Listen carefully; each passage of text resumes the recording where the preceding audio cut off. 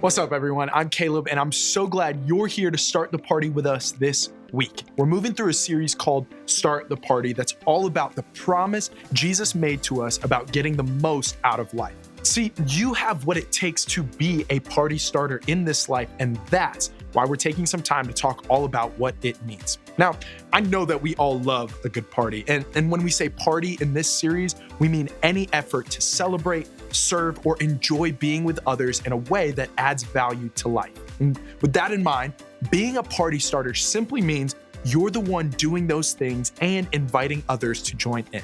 Before we get into what kind of party starters we want to be this week, let me tell you a quick story.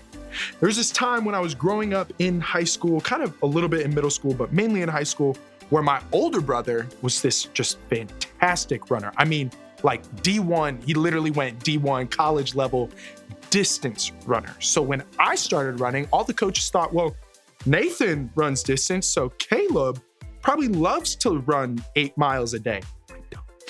So when I started running cross country, that was my mistake. But when I started running track, I got put in all these long distance events and I hated it. I wasn't horrible at it, but I just didn't love it. And my Coach Davis, one of the greatest men I've ever known in my entire life. I remember he came up to me at one practice and he goes, "Caleb, what do you want to do?" I was like, "Sorry, I get to choose?" He's like, "Yeah, dude, what do you want to do?" And I was kind of in a rebellious phase. So I was like, "Coach, I want to pole vault." And he was like, "Okay, cool." And I was like, wait, I actually get to pole vault. And pole vaulting is terrifying, okay? I did it for a year. I don't know why. I think I just didn't want to fall back on what I said. But then the following year, Coach Davis came back to me again and he said, "Hey, do you like pole vaulting? Do you want to keep doing that?" I was like, "You know what? I kind of want to try hurdling." I don't know. And I ended up being pretty good at it and loving it. But why am I telling you all this, right? Well, because I think we could all use a little more people like Coach Davis. We all need people who show up, who show they care, and who go above and beyond. Those people are party starters. I don't know about you, but for me, the whole idea of doing more than what's asked of me, it's not easy. I think that's probably why we tend to really notice when someone else does it for us. It just doesn't happen all that often, and that's what makes it really stand out. And I think if we're mega honest, most of us, myself included, would say it's way easier to just do the bare minimum. I mean, sure, we could do more, say more, help more, show up more, and be there more, but no one has asked us to do that. It's not required of us, so we just don't. Of course, I know this bare minimum approach doesn't come from a bad place. Sometimes we do this just because we're honestly tired. You can't give more to someone else because you need someone to help you right now. Sometimes the extra effort doesn't seem like it would have any benefit. You couldn't possibly have enough time or money or resources to make that much of an impact, right? Sometimes our bare minimum is the result of fear. Maybe you want to help someone out. You really do, but you're scared to mess it up or embarrass yourself or do or say the wrong thing. Sometimes it's the result of a lack of motivation.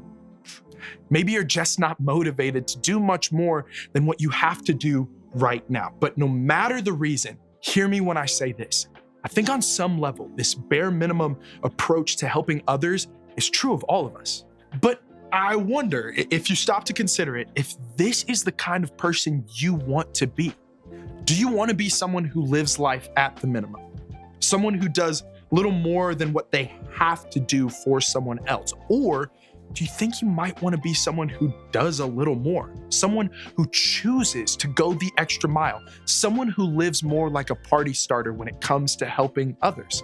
In this series, we've been talking about what it means to live the full, amazing life Jesus came for us to have. And part of living that party starter life is choosing to go the extra mile.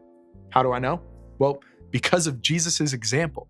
Everything about Jesus' life, ministry, death, and resurrection was about going the extra mile for the people he loved. Paul, one of the first leaders of the Christian church, put it this way. Hold on. God demonstrates his own love for us in this. While we were still sinners, Christ died for us. This is an extreme example of the extra mile, right? Like Jesus didn't wait for us to ask. He didn't wait for us to prove we deserved it. He didn't wait for us to get it right, show our gratitude, or even promise to never mess up again. No, while we were still in the middle of our mess, Jesus went the extra mile. He died for us simply because he loves us. That's a pretty big deal. But Jesus took this extra mile stuff one step further. You could say like almost another mile further. Sorry. He didn't just do it for us and tell us not to worry about it in our own lives. No, Jesus called us to follow his lead and do the same for others. That word demonstrates means God let Jesus's life show us a picture of what God is really like. When we go the extra mile for others, we get to show other people what God is like. Looking for moments when someone goes the extra mile is one way to look for and see God at work through the people in the everyday. Before we get to his actual words, though, let me give you a little background on what was going on at the time Jesus said what we're about to read.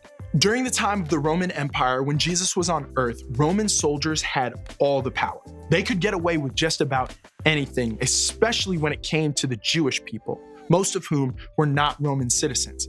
Now, during that time, there was a practice which basically said a Roman soldier could demand someone to carry their belongings, their heavy armor, or their gear for a full mile, no questions asked. So if a Roman soldier didn't feel like carrying something, it was common for that soldier to pick a random person and force them to carry it for him for a mile. Yo, that's kind of messed up, right? You'd probably expect Jesus to say something like, hey, bro, you don't have to listen to them, or don't help those soldiers do anything. They got it. But instead, take a look at what Jesus said. If anyone forces you to go 1 mile, go with them 2 miles. I'm sorry, time out. What? Jesus wants us to go another mile? To do more than what's required of us? To help someone even when they've done nothing to deserve it? Yeah. Jesus is encouraging us to go above and beyond, do more than the minimum. Don't wait to be told or asked. Just help for the sake of helping, because that's what a party starter does. Think of it this way. A party starter does more than what is asked of them. He's asking us to partner with him to do more for others whenever and however we can. It's an invitation to follow Jesus's lead and start the party right here, right now, by going the extra mile for others when we can. Now, let me be super clear here. I'm not suggesting that you should do so much for someone else that it causes you harm. You have to take care of yourself too. You need good, healthy boundaries to know when you've done enough or when you just don't have much to give. Jesus isn't asking us to do something out of obligation or because someone else is using their power to make us do something. So, what do we do with all this? If we want to be party starters who do more than what is asked of us, where do we start? Well, I think a great place to start is with that question we asked earlier. What kind of person do you want to be? Do you want to be someone who does the minimum? Or do you want to be someone who goes the extra mile? Before you can move forward, you have to decide who you want to be. And then make a decision to do something you don't have to do. And it's okay to start small. Remember, the extra mile will look different for each one of us and for each situation we're in. So think about just one way you can choose to go that extra mile this week. What do you think would happen if you did more to help around the house this week without being asked? What might it look like if you were generous and kind with someone you know who's lonely? What if you did something unexpected to help someone at church? What can you do to help a friend you know needs it? Think about it like this. What does it mean to roll out the red carpet for someone, right?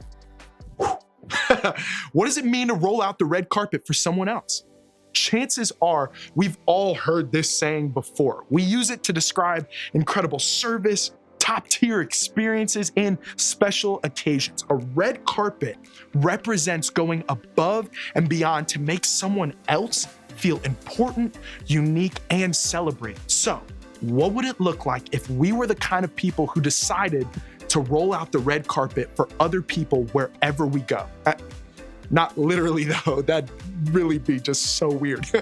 But in the ways we treat others, in going the extra mile for those around us, and in serving others in ways we don't have to, but choose to in order to make a positive impact in their lives and ours. When I think of the types of events that have red carpets, I think of world-class parties. So it's pretty clear that a party starter is someone who rolls out the red carpet for others. Over time, you can build this muscle of serving, loving, and caring for others, and I promise you, you'll be glad you did. And finally, remember that sometimes you need to let somebody else walk with you. Sometimes you need somebody else to go the extra mile for you. That's part of life. So if that's the season you're in right now, please don't be afraid to speak up. In fact, your small group is the perfect place to start, because in your small group, you're surrounded by people who want to help you, other party starters who are willing to go the extra mile. So consider talking to your group today about how you can walk with each other through hard seasons and beyond. And remember, a party starter does more than what is asked. And that's what I hope you'll consider doing this week. As you head out, think about this question. What's one way I can go the extra mile for someone else this week?